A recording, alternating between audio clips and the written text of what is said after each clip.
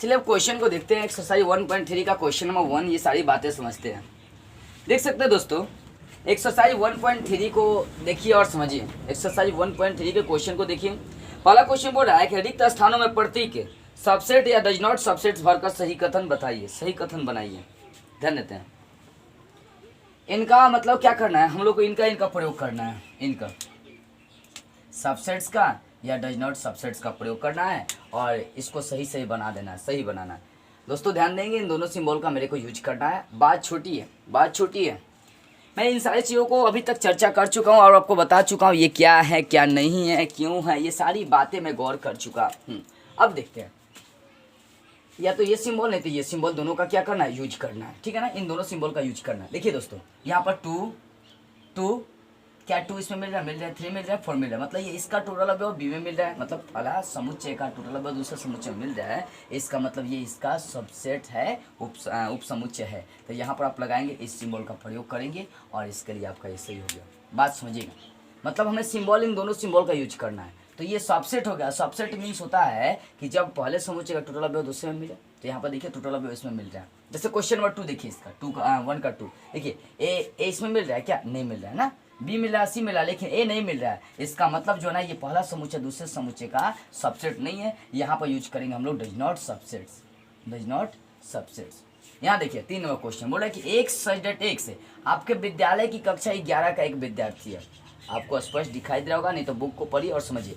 3 number 1 का 3 number question है, एक सब्जेक्ट एक्स आपके विद्यालय की कक्षा 11 की एक विद्यार्थी है। ठीक है, और उसके बाद इस साइड आपको दिया है कि एक सब्जेक्ट एक्स आपके विद्यालय का एक विद्यार्थी है। बस समझिए, मतलब यहाँ जो इस साइड जो विद्यार्थी है मेरे ही विद्यालय की कक्षा 11 का विद्यार्थी है और इधर सिर्फ आपके विद्यालय का विद्यार्थी है। मतलब कक्षा जो 11 का विद्यार्थी है वो मेरे ही विद्यालय के क्या है, विद्यार्थी है। यानी ये वाला जो है ना, ये जो पहला समुच्चय है ये दूसरे समुच्चय का उप समुच्चय हो रहा है। ये पहला जो स्टूडेंट है उस समुच्चय में मिल पा रहा है। मतलब ये कक्षा 11 का, मेरे ही स्कूल के कक्षा 11 का विद्यार्थी है और इस साइड है कि मेरे ही विद्यालय के वो क्या है, विद्यार्थी है। इसका मतलब ये जो है ना, इसका उप समुच्चय है। तो यहाँ पर अप्लाई कर देंगे उप समुच्चय, सबसेट का सिंबल लगा देंगे। ठीक है, क्वेश्चन नंबर 4 देखिए, एक सब्जेक्ट एक्स किसी समतल में स्थित एक वृत्त है। ये क्या, समतल में स्थित एक वृत्त है। अब वृत्त कुछ भी हो सकता है, कैसा भी हो सकता है। देखिए वृत्त छोटा, यहाँ पे नहीं बताया कि इसकी त्रिज्या 1 2 3 4 5 6 ये होगा, ऐसा नहीं बोला कि सिर्फ समतल में क्या हो, वृत्त है। छोटा भी हो सकता है, बहुत बड़ा भी हो सकता है, और भी बड़ा हो सकता है,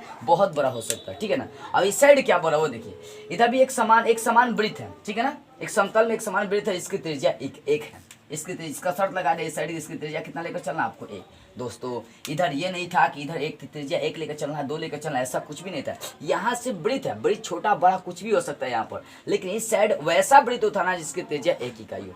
इसका मतलब है कि ये वाला इसका समुच्चय नहीं है, क्योंकि ये वृत्त कुछ भी हो सकता है, छोटा बड़ा कुछ भी हो सकता है। ठीक है ना, ये वाला समुच्चय इसका उप समुच्चय नहीं है। यहाँ पर लगा देंगे डज नॉट सबसेट्स का यूज कर देंगे। ठीक है, अब 5 नंबर देखिए, इसका 5 नंबर, एक सब्जेक्ट एक्स किसी समतल में स्थित एक त्रिभुज है।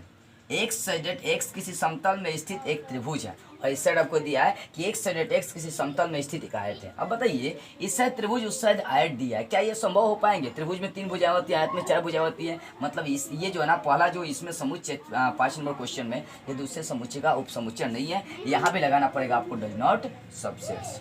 ठीक है, आगे देखिए 6 नंबर क्वेश्चन, एक सब्जेक्ट एक्स किसी समतल में स्थित एक समबाहु त्रिभुज है। क्या है, समबाहु त्रिभुज है। किसी समतल में स्थित एक समबाहु त्रिभुज है और इस साइड दिया है कि वो सिर्फ त्रिभुज है। देखिए समबाहु त्रिभुज जो होता है ना, एक त्रिभुज का ही अंग होता है। भुजा के आधार पर त्रिभुज 3 प्रकार के होते हैं, समबाहु, समद्विबाहु, विषमबाहु। यानी ये जो समबाहु त्रिभुज है उसी त्रिभुज का क्या उप समुच्चय हो जा रहा है। ये त्रिभुज ये जो त्रिभुज है समबाहु, ये त्रिभुज इस त्रिभुज में मिल जाएंगे। ठीक है ना, इसका मतलब क्या है कि ये पहला जो उप समुच्चय दूसरे समुच्चय का, पहला जो समुच्चय वो दूसरे समुच्चय का उप समुच्चय है। देखिए आगे है, एक सब्जेक्ट एक्स एक सम प्राकृत संख्या है और एक सब्जेक्ट एक्स एक पूर्णांक। ध्यान दीजिएगा, सम जो संख्या होता है ना वो पूर्णांक में ही मिलते हैं। पूर्णांक का मतलब हो गया इसमें प्लस माइनस सम विषम सब मौजूद हो जाएंगे। इसका मतलब सम वाली संख्या इसमें मिलेंगी। इसका मतलब जो पहला समुच्चय दूसरे समुच्चय का क्या हो गया, सबसेट्स है। बातें आपको आई होप ये सारी बातें अच्छी तरह समझ में आई होगी। तो 1 नंबर क्वेश्चन ये सब हो गया। अब देखिए क्वेश्चन नंबर 2 क्या बोल रहा है, इस बात को समझिए। क्वेश्चन नंबर 2 में बोल रहा है कि जांचिए कि निम्नलिखित कथन सत्य है अथवा असत्य है। देखिए क्वेश्चन नंबर 2 में आपको ये दिया है और जांचना है ये सत्य है कि असत्य है, क्या है। अब इन सारी बातों पर थोड़ा सा गौर करते हैं और समझने की कोशिश करते हैं। हमें जांचना है क्वेश्चन नंबर 2 में कि वो सत्य है क्या सत्य लिखा हुआ है। क्वेश्चन नंबर 2 में 6 क्वेश्चन है। देखिए 2 का 1 नंबर क्वेश्चन बोले A comma B does not subsets B C A. तो ए मिल रहा है, बी भी मिल रहा है, इसका मतलब ए जो है ना, ये पहला जो सेट है आपको, ये दूसरे सेट का उपसमुच्चय है, लेकिन उपसमुच्चय नहीं दिया है। इसका मतलब ये वाला कथन क्या है, गलत है। इसका मतलब लिखेंगे असत्य। ये कथन क्या असत्य है, क्यों? क्योंकि पहला सेट यहाँ पर दूसरे सेट का उपसमुच्चय है, ठीक है, वो सत्य होगा। अब देखिए इसका नंबर 2 बात को समझते हैं। नंबर 2 बात क्या है?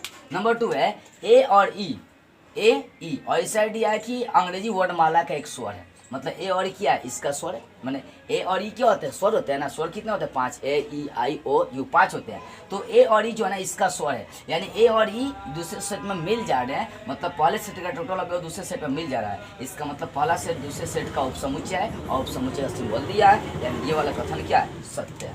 क्या है? सत्य है। क्वेश्चन नंबर 3 देखिए इसका। देखिए 1 मिल जा रहा है, 2 नहीं मिल रहा है, 3 मिल रहा है। देखिए पहला सेट का कुछ अवयव जैसे 2 हो गया, ये जो है ना दूसरे सेट में नहीं मिल पा रहा है। मतलब पहला समुच्चय दूसरे समुच्चय का उपसमुच्चय नहीं है, जबकि दिया है। इसका मतलब यह कथन क्या है, असत्य है। ठीक है। अब 4 नंबर देखिए इसका।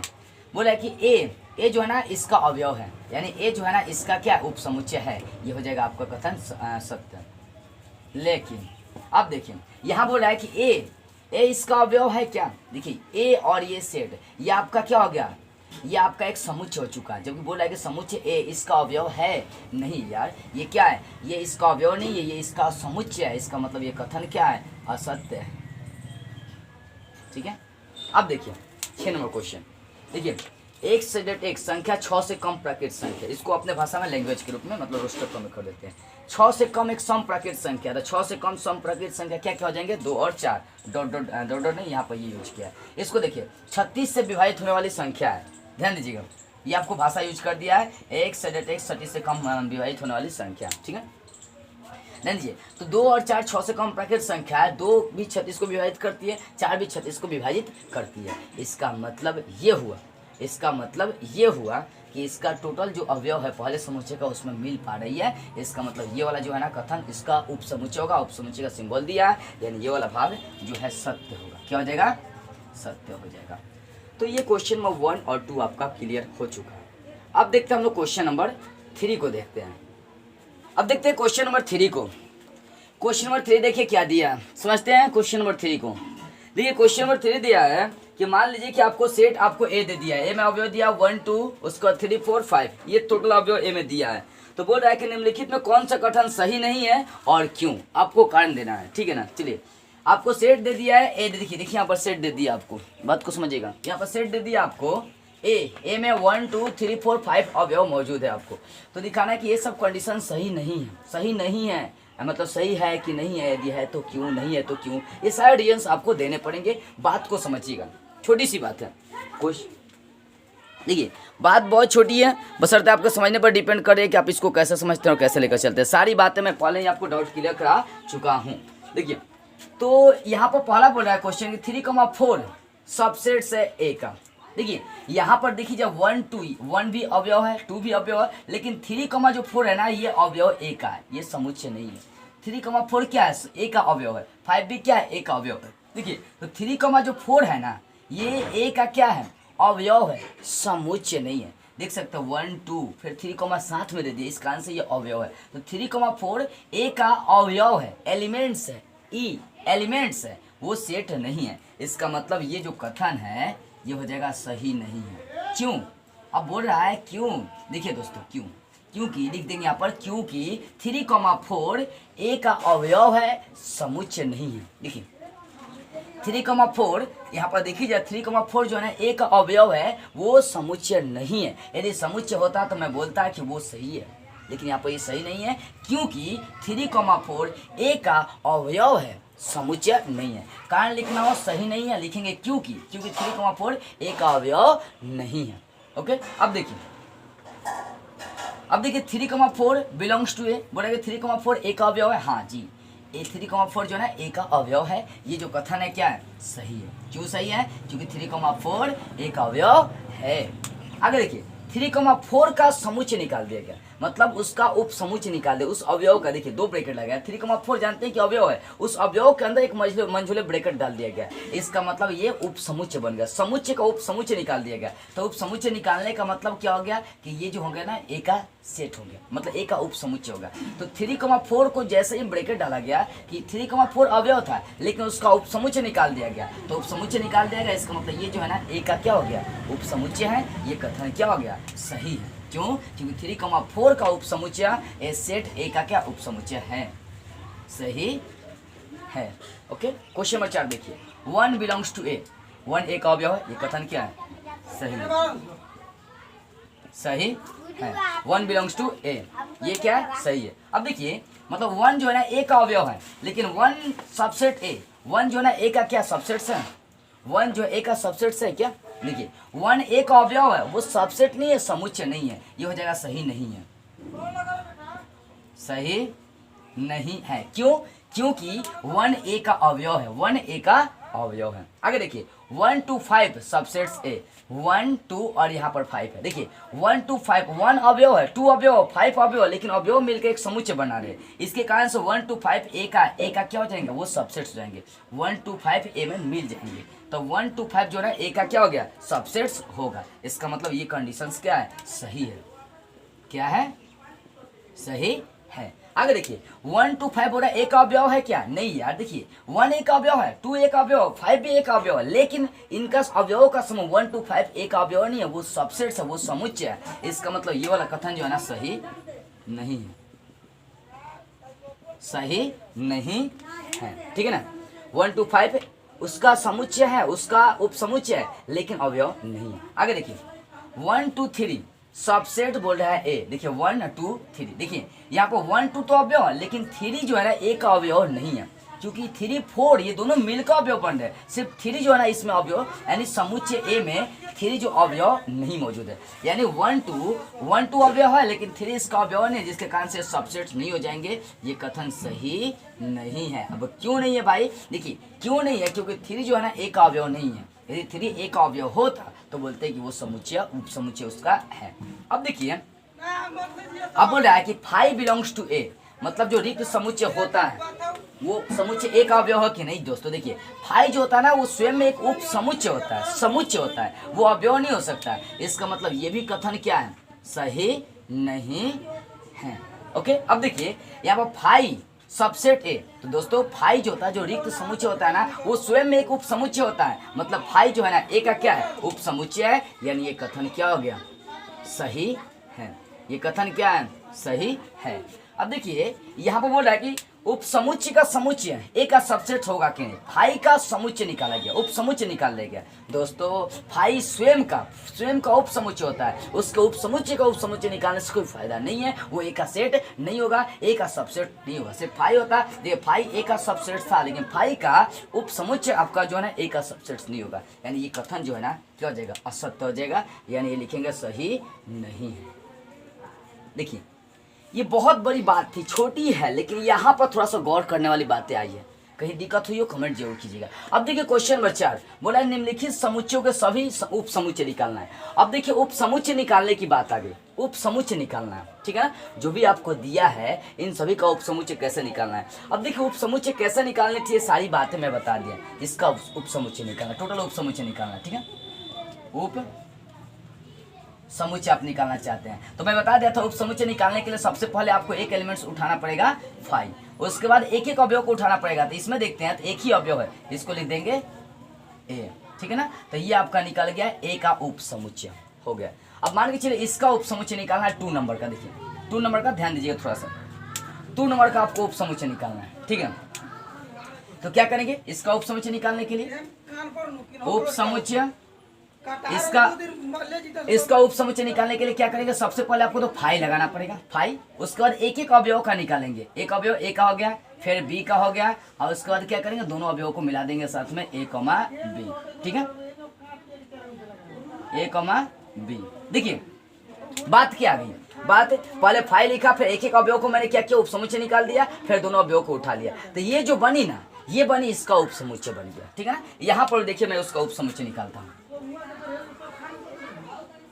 उप समुच्चय कैसे निकालेंगे, तो पहले फाइव आपको देना पड़ेगा उप समुच्चय निकालने के लिए। पहले फाइव रिक्त समुच्चय फाइव, और उसके बाद एक एक का निकालेंगे। 1 का निकाल दिया मैंने, ठीक है, उसके बाद 2 का निकाल दिया, उसके बाद 3 का निकाल दिया, उसके बाद 2 का निकालिए। 1 का 2 के साथ निकाल दिया मैंने, फिर 2 का 3 के साथ निकाल दिया, उसके बाद 1 का मतलब 1 का 2 का 3 के साथ निकाल दिया, 1 का 3 के साथ निकाल देता हूँ, ठीक है। अब इसके सिवा आप कुछ कर नहीं सकते हैं ना, कि और भी लगा सकते नहीं। आप तीनों एलिमेंट्स को उठा लेंगे 1 2 3, तो ये आपका क्या निकल गया, इसका उप समुच्चय निकल गया। अब जैसे क्वेश्चन नंबर 4 आपको दिया है 5, देखिए दोस्तों 5 का उप समुच्चय 5 स्वयं का उप समुच्चय होता है। इसका मतलब क्या है, 5 का उप समुच्चय 5 का उप समुच्चय क्या हो जाएगा, सिर्फ 5 ही हो जाएगा, क्योंकि 5 जो होता है ना स्वयं में उप समुच्चय होता है, ठीक ना, स्वयं के लिए उप समुच्चय होता है। देखिए ये उप समुच्चय कैसे निकालना, मैंने इस वीडियो में आपको अच्छी तरह समझा दिया था घाट समुच्चय में कि कैसे निकालना कैसे नहीं निकालना, क्या करना क्या नहीं करना है, सारी बातें मैं गहराई से आप सभी को समझाने की कोशिश करी थी। अब देखिए यहाँ पर उप समुच्चय मैंने कैसे निकाला, देखिए जो भी आपको सेट दिया, जैसे मान लीजिए कि एक सेट में आपको 2 एलिमेंट्स दिए हैं, तो सबसे पहले आपको रिक्त समुच्चय फाइव लगाना पड़ेगा, फिर जो जो अवयव दिए हैं उसको अकेला उठाना पड़ेगा, फिर उसको 2 के साथ पेयर बनाकर चलना पड़ेगा, फिर यदि 3 है तो उसको 3 के साथ पेयर बनाकर चलना पड़ेगा। तो वो ऐसे क्या करते हैं, समुच्चयों का जब उप समुच्चय निकालते हैं और उसी उप समुच्चय जब संग्रह इकट्ठा करते हैं तो वो घाट समुच्चय कहलाते हैं। वो घाट समुच्चय बात की बात है, यहाँ पर मेरे को सिर्फ उप समुच्चय निकालना था, मैंने आपको उप समुच्चय निकाल कर दिखा दिया। यदि कहीं भी दिक्कत हुई हो तो कमेंट कीजिएगा। चलिए अब देखेंगे क्वेश्चन नंबर 5।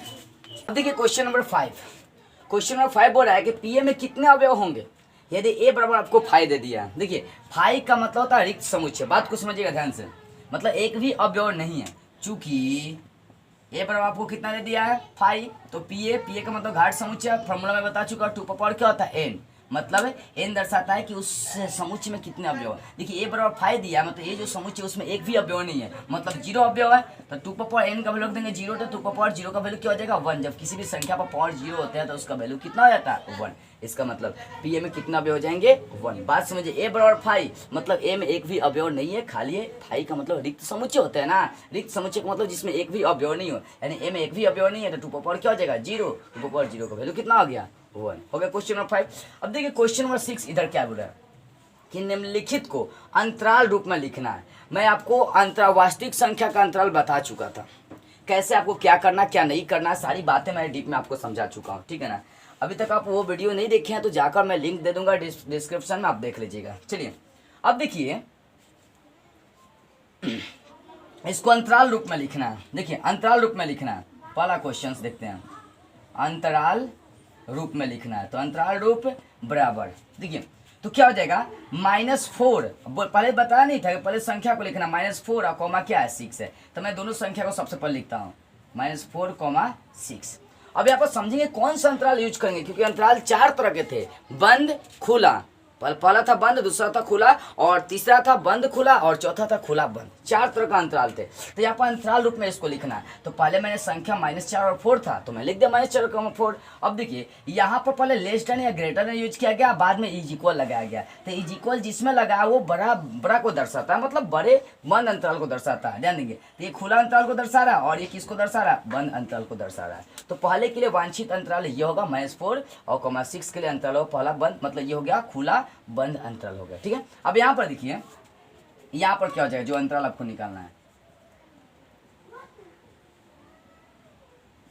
अंतराल, यहाँ पर पहले संख्या लिखिए -12 से कहाँ तक आपको लिखना है -10 तक, लेकिन यहाँ पर दोनों लेस देन या ग्रेटर देन लगा है, यहाँ पर नीचे इज इक्वल नहीं लगा है। इसका मतलब हो गया कि दोनों कौन सा अंतराल है, खुला अंतराल है। दोनों क्या लगा देंगे, खुला अंतराल हो गया। जैसे आगे देखिए, आगे यहाँ पर अंतराल रूप लिखना है,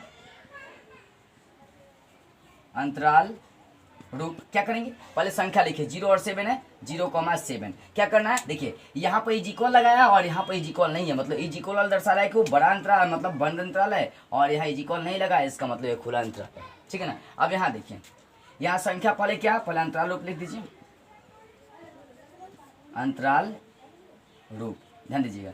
तो पहले संख्या क्या क्या वो लिखिए, संख्या 3 है और 4 है और दोनों जगह इज इक्वल लगा, देखिए लेस देन ग्रेटर देन में नीचे इज इक्वल बराबर का चिन्ह लगा है, इसका मतलब ये जो है ना बंद अंतराल है, 3,4 बंद अंतराल लगा दिया मैंने। देखिए तो ये हो गया इसका अंतराल रूप। अब देखिए क्वेश्चन नंबर 7 को बोल रहा है कि निम्नलिखित अंतराल, जो अंतराल आपको दिया, देखिए अब इस रूप में दिया है तो आपको इस रूप में लिखना है, ठीक है ना, उल्टा कर दिया। निम्नलिखित अंतरालों को समुच्चय निर्माण रूप में लिखना है। अब किस रूप में, देखिए पहले अंतराल में आपको बोला था, आप समुच्चय निर्माण में दिया था तो अंतराल में मैंने व्यक्त किया, अब अंतराल में दे रहा था, अब उसको किसमें निर्माण करना, मतलब दिखाना है समुच्चय निर्माण रूप में। तो यहाँ पर अंतराल के रूप में दिया है तो इसको किसमें लिखना है, समुच्चय निर्माण रूप में लिखना है। चलिए लिखते हैं, एक नंबर देखिए, समुच्चय निर्माण रूप में लिखना है। कैसे लिखेंगे समुच्चय निर्माण रूप में, ध्यान दीजिएगा और समझिएगा। समुच्चय निर्माण रूप में कैसे लिखेंगे, सबसे पहले लिखेंगे एक्स साइडेड, ध्यान दीजिएगा वैसे ही लिखना है, क्योंकि अंतराल जो होते हैं ना वास्तविक संख्या के एक अवयव होते हैं, वास्तविक संख्या से बिलोंग करते हैं। X sided x ah belongs to क्या लिखना पड़ेगा, आर लिखना पड़ेगा, ठीक है ना। और उसको संख्या क्या क्या, -3, ठीक है। देखिए -3 से 0 तक जाना है दोस्त, ध्यान से देखेंगे, सारी बात को ध्यान से कवर करने की हम कोशिश करेंगे, ठीक है ना। देखिए -3 दोनों खुला अंतराल है, तो खुला अंतराल में लेस देन या ग्रेटर नहीं लगाते, इज इक्वल नहीं लगाते। -3 ग्रेटर देन एक्स और लेस देन लगा देंगे यहाँ पर 0, तो ये आपका होगा यहाँ पर खुला अंतराल इसके अनुसार, ठीक है ना। अब क्वेश्चन नंबर 2 देखिए, मैं क्वेश्चन नंबर 2 को यहाँ साइड में बना देता हूँ ताकि आपको कहीं नहीं दिक्कत नहीं हो। देखिए जो क्वेश्चन नंबर आपका 7 है, 7 का 2 अंतराल आपको क्या क्या दिया, 6 से 12 तक जाना आपको, बंद अंतराल दे दिया, 6 से 12 बंद अंतराल आपको दिया, 6 से 12 और बंद अंतराल यहाँ पर दिया हुआ है, ठीक है दिया है। देखिए कहाँ गया, क्वेश्चन नंबर 2 बंद अंतराल दिया है। तो क्या करेंगे, इसके लिए समुच्चय निर्माण रूप निकालेंगे, ध्यान दीजिएगा, समुच्चय निर्माण रूप कैसे निकालेंगे। देखिए तो सबसे पहले आपको तो लिखना पड़ेगा x sided x belongs to R, वो आर का एक अवयव। उसके बाद आपको देखिए बंद अंतराल है, तो बंद अंतराल में इज इक्वल लगाते हैं, ध्यान दीजिएगा। तो 6 greater than is equal x less than is equal हो गया 12, 12 हो गया, ये हो गया उसका, ठीक है ना। अब क्वेश्चन नंबर 3 देखिए, इसका 6 पहला खुला, ये कौन सा अंतराल है, तो खुला से बंद अंतराल है, तो यहाँ पर भी लिख देते हैं समुच्चय निर्माण रूप, समुच्चय निर्माण रूप कैसे निकालेंगे, देखिए वही लिखेंगे सबसे पहले x sided x belongs to R, ठीक है।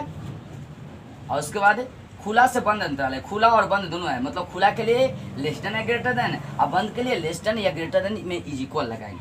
सबसे पहले 6 है तो 6 लिख दीजिए, ठीक है ना, लेस देन लगाएंगे, क्यों ग्रेटर देन, लेस देन या ग्रेटर देन का यूज करेंगे क्योंकि यहाँ पर 6 खुला अंतराल है, ठीक है ना। तो x less than is equal लगा देंगे 12, ये हो गया आपका कौन सा अंतराल, बंद से खुला अंतराल। अब देखिए 4 नंबर क्या है क्वेश्चन, ध्यान दीजिएगा। 7 का 4 नंबर देखते हैं, इसको मैं कर रहा हूँ, मैं 7 का 4 नंबर पर चल रहा हूँ। 7 का 4 नंबर देखिए क्वेश्चन क्या दिया है, -23 से 5 की ओर जाना है, और ये है बंद से खुला अंतराल की ओर जा रहा है, बंद से खुला। तो इसको समुच्चय निर्माण रूप में कैसे लिखेंगे, x sided x belongs to R, -23 कौन सा है, बंद अंतराल है, तो -23 बंद अंतराल, ध्यान दीजिएगा। और 5 जो है ना खुला अंतराल है, किसको दर्शा रहा है, खुला अंतराल को दर्शा रहा है। तो उसके लिए मैंने क्या किया, सिर्फ लेस देन या ग्रेटर देन लगा दिया, वहाँ पे इज इक्वल नहीं लगाया। देखिए -23 less than is greater than is equal x less than is equal, less than is equal नहीं लगाएंगे, 5 लगाएंगे। देखिए इसके लिए इज इक्वल लगाना पड़ेगा, इससे खुले अंतराल के लिए सिर्फ लेस देन या ग्रेटर देन लगा देते हैं। तो ये रहा क्वेश्चन नंबर 7 का, चारों क्वेश्चन क्लियर है, कहीं दिक्कत हो कमेंट करिए, बताइए। चलिए अब देखिए क्वेश्चन नंबर 8 बोल रहा है, क्वेश्चन नंबर 8 कि निम्नलिखित में से प्रत्येक के लिए आप कौन सा सार्वत्रिक समुच्चय प्रस्तावित करना चाहेंगे। देखिए आपको ये दिया है, बोला है कि इसके लिए आप कौन सा सार्वत्रिक समुच्चय लाएंगे। सार्वत्रिक समुच्चय मैं बता चुका हूँ, सार्वत्रिक समुच्चय का मतलब होता है कि जो सारे समुच्चय का उप समुच्चय, जो अपने अंदर सारे समुच्चय को कवर करे, अपने अंदर सारे समुच्चय को लाने का गुण रखे, वो कहलाता है सार्वत्रिक समुच्चय। तो यहाँ पर कुछ आपको सेट दिया है, समुच्चय दिया है, बोल रहा है कि इन समुच्चयों के लिए आप कौन सा सार्वत्रिक समुच्चय लाना चाहेंगे। सुनिए पहला क्वेश्चन क्या है, समकोण त्रिभुज का समुच्चय और समद्विबाहु त्रिभुज का समुच्चय। अब इन दोनों के लिए आप कौन सा समुच्चय लाना चाहेंगे, कौन सा सार्वत्रिक समुच्चय लाना चाहेंगे। तो सार्वत्रिक समुच्चय का मतलब ऐसा आपको लेना है, सार्वत्रिक समुच्चय जो इन दोनों को अपने अंदर कवर करे। एक बात समझिए, त्रिभुज सिर्फ ले लेते हैं, मैं त्रिभुजों का यदि सार्वत्रिक समुच्चय बनाता हूँ, त्रिभुजों का एक समुच्चय बनाता हूँ, तो त्रिभुज में समकोण भी आ जाएंगे और समद्विबाहु भी आ जाएंगे, क्योंकि कोण के आधार पर त्रिभुज 3 प्रकार के होते हैं जिसमें समकोण आता है, और भुजा के आधार पर त्रिभुज 3 प्रकार का होता है जिसमें समद्विबाहु भी आते हैं। इसका मतलब इसके लिए मैं सार्वत्रिक समुच्चय क्या बनाऊंगा, देखिए सिर्फ मेरे को सार्वत्रिक समुच्चय बना देना है, सार्वत्रिक समुच्चय, इसके लिए मैं साप्तिक समुच्चय क्या बनाऊंगा, एक्स डेट एक्स एक